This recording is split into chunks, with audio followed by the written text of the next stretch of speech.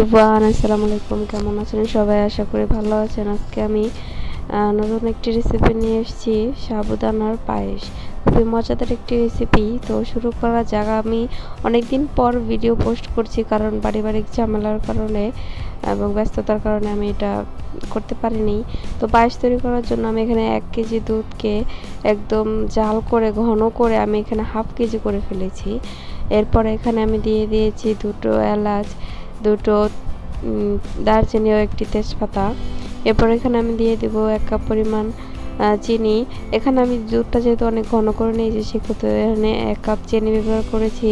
এরপর আমি সাবুদানাগুলোকে ধুয়ে পরিষ্কার করে নেব।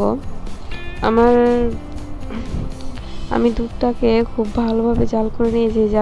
বেশি জাল হলে এটা পায়েসটা খেতে খুবই মজা লাগবে। আর দুধটা যদি একটু পাতলা হয় তাহলে হবে কি, পায়েসটা খেতে খুব মজা লাগবে না। তারপর আমি এখানে সাবুদানাগুলো দিয়ে প্রায় 20 থেকে 25 মিনিট মিডিয়াম আঁচে এটাকে জাল করে নেব। খুব হাই হিটে এটাকে জাল করা যাবে না। হাই হিটে জাল করলে এটা নিচ থেকে লেগে যাবে। এখানে আপনারা চাইলে সাবুদানাকে আলাদা করে সেদ্ধ করেও নিতে পারেন। আমি এখানে সেদ্ধ করার ঝামেলাটা করিনি, আমি একসাথে এটাকে দিয়ে দিয়েছি। এরপর এই পর্যায়ে আসার পর 20 মিনিট এটাকে রান্না করার পর আমি দেখতে পাচ্ছেন এটা হাফ সেদ্ধ হয়েছে সাবুদানাটা। এভাবে আমি এটাকে রেস্টে রেখে দেবো আরও 20 মিনিট। এই যে পায়েসের যে গরম একটা ভাব আছে, এইভাবেই বাকি সাবুদানাটা সেদ্ধ হয়ে যাবে।